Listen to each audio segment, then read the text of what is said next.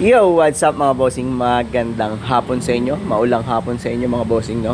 Alas 4 lampas na ata. So meron tayo ditong ambulansya. O shoutout sa ating ambulansya, Barangay Addition Hills, Mandaruyong mga bossing. Okay, so dumating sa atin ang ating ambulansya ay wala ng refrigerant. Ito ay na-check na namin noong nakaraan. Nagkapagbigay na tayo ng quotation dito. At ang advice namin mga bossing ay i-pull out lahat ng system para malinisan na at saka ma-check up na isa-isa yung kada piyesa natin, no? Magmula kay evaporator, dalawa yan harap sa likod, compressor, ibababa natin yan para ma-check natin kung nasaan yung leak. At ito yung condenser niya, na i-pull down na natin yan. So kaya natin sinasabay-sabay ang mga ganyan trabaho mga bossing ay dahil nga ilang taon na rin yung unit. So kailangan natin siyang maligtes, malinis, may flashing para wala masyadong bara-bara, lalo na sa mga pins ng ating condenser mga bossing, no? So kaya natin siya ginagawa ng ganyan para at least ay mas maganda yung kalalabasan ng ating trabaho. Okay, so tingnan natin kung saan makikita yung issue ng leak or bakit nawala yung refrigerant nitong ating ambulansya mga bossing, no? So pakita namin sa inyo kung meron kami makikitang singaw sa piyesa ng mga babaklasin natin. Okay? Evaporator sa harapan, primary check-up, may pressure na 250, nilubog sa tubig, wala naman siyang leak na lumalabas or walang makitang leak. So papabalik lang muna natin to dahil goods pa naman siya, pero kailangan i-flashing na lang yung loob. Okay, condenser, primary check-up, leak test, wala rin siyang leak na lumalabas. Meron tayong 225 PSI sa loob ng ating condenser. Ayan, negative naman. So yun nga lang, maraming corrosion kanina sa katain ng mababait. So pero sa ngayon wala naman siyang lumalabas.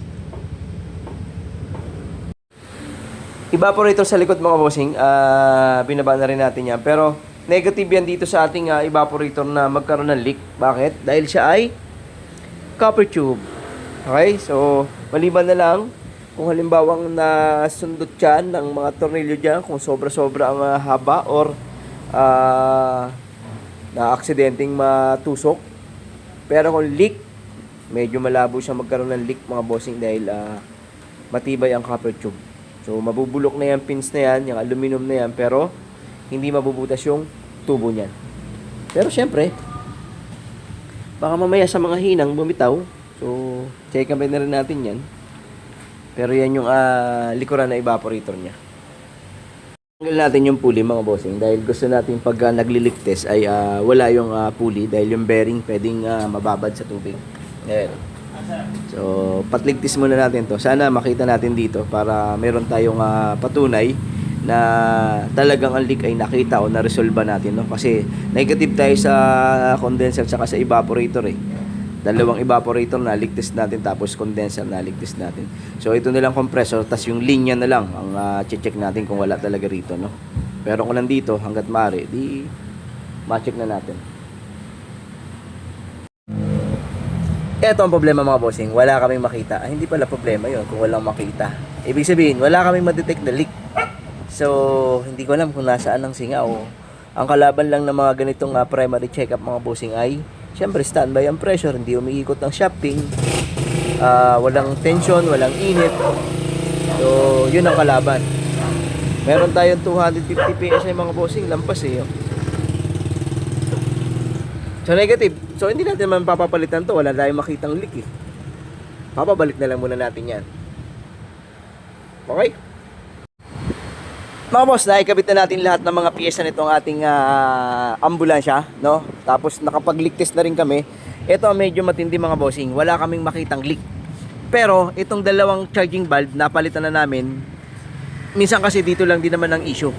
So wala kaming pwedeng i-offer na palitan dahil wala naman kaming napatunayan. So paano ba, nangyayari ba tong mga ganito? Opo, nangyayari tong mga ganitong bakit nawawala yung refrigerant pero wala namang makitang leak. So inisa-isa na natin. So may mga palatandaan kasi tayo na pagka nawawala ang refrigerant na hindi ma-detect ng mga leak test o ng kung anong check-up, isa sa mga dahilan yun na yung oil seal ng compressor. Pero ang problema mga bossing, naligtas naman natin siya, o naligtas naman yung compressor, wala naman siyang leak din. Pero may mga ganun pong scenario na kahit na hindi magpakita sa leak test ng ating primary check-up na ginawa, naligtas na yun, ay minsan nandun talaga kay oil seal. Pero dapat, bago mo siya pagtuunan ng pansin na nandun talaga, clear ka muna kay evaporator sa likod, evaporator sa harapan, condenser, mga linya, bago mo ituro yun. Para siguradong tama yung papalitan. Pero sa ngayon kasi, ang advice ko muna, kargahan ng refrigerant dahil walang makitang leak. Pero baka umaasa kami na minsan dito lang sa pito. Parang gulong mga bossing, no? Na parang bakit lumambot. Halimbawa hindi ginagamit yung sasakyan, lumambot yung goma. Pero wala naman siyang butas. Minsan kasi ay doon sa pinakang gilid, pagka medyo nag-uumido na yung gilid ng ating rim o ng mags, ay isa yun sa mga pwedeng paglabasan ng hangin, kaya pwedeng nagbawas siya, or pwede rin namang kay pito. Yun yung mga sample lang na mga pwedeng nangyayari din sa aircon natin. So wala akong ma-detect, naglagay kami ng mataas na ito mga bossing sa 250. So wala naman siyang hindi siya bumababa. At ginalugad na natin mga bossing lahat ng mga piyesa natin, magmula sa hotline, discharge, pressure switch. So lahat yan, check na natin, wala namang kami ma-detect. Okay, so hindi ko muna siya papapalitan ng mga piyesa na wala namang talagang basihan na nandun yung problema. Obserbahan na lang natin to. Okay, so meron po talaga mga ganun na nawala ang refrigerant pero wala namang makitang leak. So meron talaga mga ganun pangyayari, no? Pero dapat yan, pag nawala ang refrigerant, may makikita kayo talaga na patunay na ito ay lumabas at ito ang nandito ang leak na dapat nakikita. Pero sa ngayon, itong ambul natin ay wala tayong ma-detect na leak. Kaya magkakarga lang muna kami ng refrigerant, mga bossing. Okay? Okay, eto na mga bossing. Na-miss ko tong ganito katinding init. Kasi ilang araw tayong nag-uulan dahil sa ating bagyo. Hindi ko alam kung tapos na nga o meron pang parating. Pero na-miss natin tong ganito katinding init na sikat ng araw, mga bossing. So ito na yung ating ambulansya, mga bossing. Nakapag-load na tayo ng refrigerant at ang reading ng ating high side ay medyo natataasan tayo. 225, umaabot na ng 230. Pero ang maganda naman, nakabilad. Low side niya ay 40. Pero dahil wala naman tayong pinalitan na mga piyesa rito, nilinis lang natin, hinahanap natin yung leak. Kaya hindi natin siya siyempre mapaghahanapan dahil mga luma na rin yung ating piyesa. Pero dahil sa init na to, okay naman, goods naman. Tingnan natin lamig. Ayaw.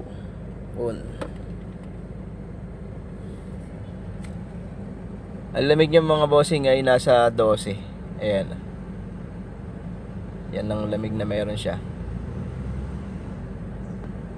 So hindi naman na rin masama dahil sobrang bilad nitong ating pwesto. Yun lang. So hindi ko alam kung eksakto ba nating nakuha yung pinakang leak dahil nagpalit tayo ng lahat ng mga o-ring dahil wala tayong ma-detect. Mga o-ring, charging valve, ano pa ba? Wala eh. Yun lang mga napalitan natin. Wala tayong nakitang eksaktong singaw sa mga piyesa. So tingnan natin mga bossing, papaobserbahan ko to at update namin kayo kung mawawala ba ang lamig nitong ating ambulansya nito pakalipas ng mga ilang linggo o ilang buwan. So maganda tong maobserbahan natin yung mga ganong scenario na bakit nawala ang lamig or ang prion nang wala namang makitang leak. Pero ito kasi pininturahan, siguro isa rin sa mga naging problema niya ay yung na-stock. Kung kailan siya na-stock o mga ilang buwan siyang na-stock, isa sa mga na-encounter natin na pag mga ilang buwan na hindi nagagamit ang unit, lalo na kung medyo luma na, ay pwedeng yung refrigerant ay talagang lumalabas, no? Or nag-evaporate din ng refrigerant. Okay, so share lang namin sa inyo itong ambulansya. Wala tayong nakitang leak pero walang prion nung dumating sa atin. Okay, salamat mga bossing. Ingat lagi at God bless sa ating lahat. Thank you.